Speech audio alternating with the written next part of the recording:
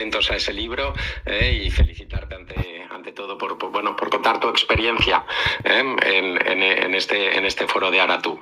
Bueno, nuestro tercer y último ponente es Rafael Arenas García, es catedrático de Derecho Internacional Privado en la Universidad Autónoma de Barcelona, vicepresidente de Impulso Ciudadano y colaborador de la Asamblea por una Escuela Bilingüe en Cataluña. Buenas tardes, Rafael. Adelante con tu intervención. Hola, buenas tardes. Pues muchas gracias por la invitación. Estoy muy contento de estar en este space y, bueno, después de haber oído a Ana y a Julia, pues la verdad es que han salido muchísimas cosas, ¿no?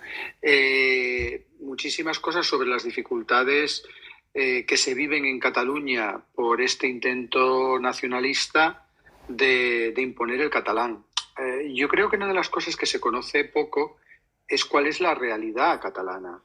Me ha pasado alguna vez con periodistas extranjeros, ¿no?, que venían a conocer qué es lo que pasaba en Cataluña, sobre todo hace unos años cuando en el 2017 estuvimos tan cerca del desastre, y a mí me sorprendía, por ejemplo, que ellos no tuvieran ni idea de que la mayoría de los catalanes tienen como lengua materna el castellano.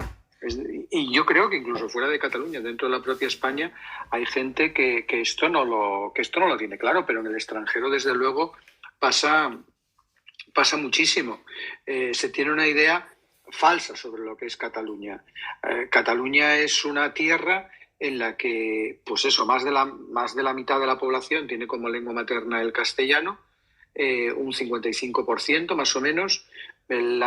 La parte de la población que tiene como lengua materna el catalán o el catalán junto con el castellano no llega al 35%, y además esta es una realidad que es desde hace siglos, no en estas proporciones evidentemente, pero el hecho de que en Cataluña se utilizara catalán y castellano es algo que no es de la época de la inmigración después de la guerra civil. Uno cuando lee sobre Cataluña en el siglo XIX, en el siglo XVIII o en el siglo XVI, pues se da cuenta de que el español, el castellano, estaba presente, y que la realidad en Cataluña es una realidad de convivencia, que yo creo que Julia, en su intervención, la ha explicado muy bien. Ella es catalano hablante, pero el español es también su lengua y la siente como propia, que es lo normal en Cataluña. Lo normal en Cataluña de siempre es que se utilicen las dos con diferentes registros en diferentes medidas, pero en ningún caso el español es una lengua ajena a Cataluña, igual que en ningún caso España es una realidad ajena a Cataluña. Si uno mira la historia de Cataluña, pues ve que la historia de Cataluña es una parte de la historia española. Y esto también se desconoce profundamente. Yo recuerdo una vez publicando un artículo en una revista, en un periódico extranjero, en el que decía que los catalanes habían tenido una participación decisiva en la Constitución de Cádiz, y el revisor me decía: ¿pero tú tienes pruebas de esto? ¿Cómo va a ser esto posible? Es decir, la imagen que se tenía en el extranjero era de que Cataluña y España habían vivido enfrentadas, cuando eso es absurdo, porque Cataluña es una parte de España y lo ha sido durante toda su historia. Y claro, la pregunta es, ¿cómo es posible que, siendo esta la realidad, esté tan distorsionada? Bueno, pues por el nacionalismo. Es decir, el nacionalismo lo que tiene es un relato sobre Cataluña, sobre su historia y sobre su realidad presente, que está lleno de falsedades y de mentiras. Y es un relato que ha calado en el extranjero y que ha calado en España, y que yo creo que en gran medida, en buena medida al menos, ha calado incluso entre los propios catalanes. Es un relato en el que, por ejemplo, se pretende que el español es una lengua extraña a Cataluña, es una lengua impuesta, y que por tanto es una lengua impropia en Cataluña, y que como tal lengua impropia, pues lo lógico es que no esté presente en las instituciones y que no esté presente en la escuela. Y esa es la raíz del problema.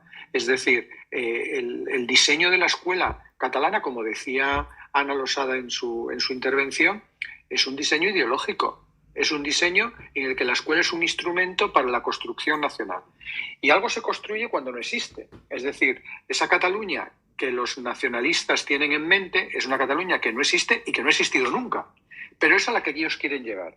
Y es una Cataluña separada de España, y es una Cataluña en la que el español es una lengua extraña o extranjera, y en el que, por tanto, el español tiene que ir progresivamente desapareciendo.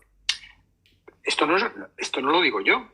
Si uno consulta los vídeos que están en YouTube de la escuela de la Universidad Catalana de Verano, yo recuerdo una intervención de hace unos años en las que los expertos invitados a la Universidad Catalana de Verano, que es pues una institución con el apoyo expreso de la Generalitat. Este año han estado allí todos los rectores de Cataluña rodeando la que era entonces consellera. Pues una de las intervenciones lo que decía es que el objetivo es que el catalán sea la única lengua conocida por todos los catalanes, pero así lo desarrollaba. Es decir, lo que desean es que la situación que hay ahora, en la que el español es lengua común entre los catalanes y con el resto de los españoles, deje de ser así. Y para eso tiene que producirse no solamente una disminución en el uso del español, sino incluso una disminución en el conocimiento. Esto oficialmente no se reconoce, porque oficialmente lo que se sostiene es que los catalanes siguen teniendo un nivel de castellano superior al de la gente que estudia toda su educación primaria y secundaria en español, pero, como ha explicado Julia, eso no es verdad, porque todavía alguien que viva en un entorno castellano hablante, aunque la escuela sea en catalán, pues lo que es el idioma lo conocerá, no lo conocerá a un nivel culto, tendrá dificultades para poder expresarse en un castellano, en un español sofisticado en determinados ámbitos, pero por lo menos conocerá el idioma. Pero claro, pensemos que hay zonas de Cataluña en las que el ambiente es prácticamente todo catalano hablante. Claro, yo milagros, si alguien tiene en su familia que todos los miembros de su familia, prácticamente todos, hablan en catalán, la escuela es en catalán, el ambiente que se encuentra en la calle es en catalán, pues ¿cómo narices se aprende castellano? Sin embargo, la verdad oficial es que estas personas saben el castellano igual que alguien de Madrid o de Salamanca o de Sevilla, y nosotros, cuando digo nosotros, pues digo las asociaciones que estamos trabajando por defender el bilingüismo en Cataluña, pues tampoco podemos ir mucho más allá de esta observación que acabo de hacer, porque como no hay pruebas objetivas que nos permitan afirmar con rotundidad que el nivel del castellano ha descendido en Cataluña, pues nos tenemos que conformar con eso, con esta intuición, o con testimonios como el de Julia, que como catalán hablante pues tiene legitimidad para explicar lo que a ella le pasaba. Y eso que Julia vivía en un entorno, si no estoy equivocado, porque me parece que ella es de Barcelona, es decir, en un entorno en el que algo de castellano había, pero hay pueblos en el interior de Cataluña en que eso no se da. Pero todo esto que contaba Julia, para los nacionalistas es miel en sus oídos, porque esa es la Cataluña a la que quieren ir. Ellos quieren ir a una Cataluña en la que haya gente que no sepa castellano. Y ellos quieren ir a una Cataluña en la que el castellano se use menos. Lo de que no sepan castellano, repito, nunca lo reconocerán oficialmente, aunque el proceso está ahí. Pero lo de que buscan una Cataluña en la que el uso del castellano disminuya, es claro, porque cuando se aportan datos sobre cómo disminuye la transmisión intergeneracional de la lengua entre las familias castellanohablantes, es decir, cómo es que hay familias castellanohablantes que a sus hijos no les transmiten el castellano, sino que les hablan en catalán, la Generalitat se congratula. La Generalitat lo da como una buena noticia el hecho de que haya familias que prefieran hablar a sus hijos en catalán a que les hablen en su propia lengua. Que a nosotros esto no nos escandalice, yo creo que es muestra de hasta qué punto los discursos nacionalistas han penetrado. Porque yo pues creo que lo lógico, lo normal, es que en un territorio como es Cataluña, todo el mundo que reside aquí de una manera permanente, pues tenga la posibilidad de conocer las dos lenguas de los catalanes, que son el catalán y el castellano, más el aranés en el Valle de Arán, que tiene una situación muy, muy peculiar, ¿no? Pero bueno, que a todos a ser posible que conozcamos y que nos podamos desenvolver en catalán y en catalán y en español. Ahora bien, una cosa es eso y otra cosa es que haya políticas públicas, como las hay, orientadas a que se use más el catalán que el castellano. Porque claro, el conocimiento, el tener más conocimiento no te limita el conocimiento del otro. Al revés, en el caso de los idiomas puede ser una ventaja. Pero cuando estamos hablando de políticas de promoción del uso del catalán, que son públicas, oficiales y reconocidas, una política de promoción del uso del catalán es una política de disminución del uso del castellano, porque uno no habla más o escribe más porque maneje dos idiomas. Habla o escribe lo mismo, lo que escribe de más en un idioma o lo que habla de más en un idioma, lo habla de menos en el otro. Ese fenómeno de sustitución lingüística, es decir, de que el castellano sea progresivamente desplazado en Cataluña para construir esa Cataluña ideal que quieren los nacionalistas, es algo que está en las políticas públicas de la Generalitat, de las administraciones locales y toleradas por el gobierno de España, cuando no alentadas por el gobierno de España.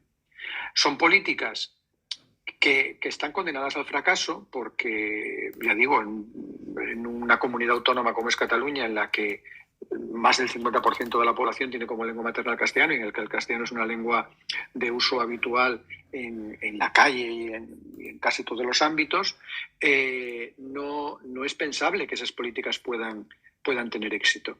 Pero lo que sí está éxito en el sentido de llevar a una sustitución efectiva del castellano por el catalán. Pero lo que sí, la capacidad que tienen estas políticas es la capacidad de dividir y de enfrentar profundamente a la sociedad. Durante décadas este conflicto quedó tapado por la inmensa presión nacionalista que hacía que muchas personas se resistieran a dar el paso adelante, pero esto ha cambiado. Lo vimos en la manifestación del pasado septiembre, cuando miles de personas salieron a la calle a pedir algo tan normal como que es que en una comunidad autónoma en la que las lenguas de la población son el catalán y el catalán y el castellano, pues la escuela sea también en catalán y en castellano.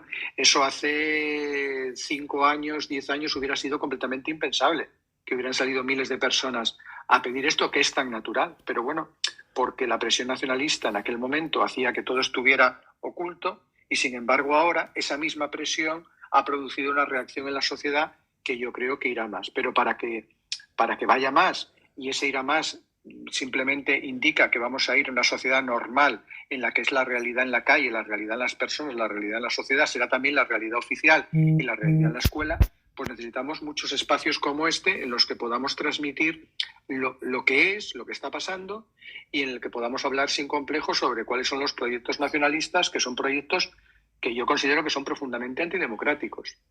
Y yo esto es lo que quisiera aportar. Muchas gracias.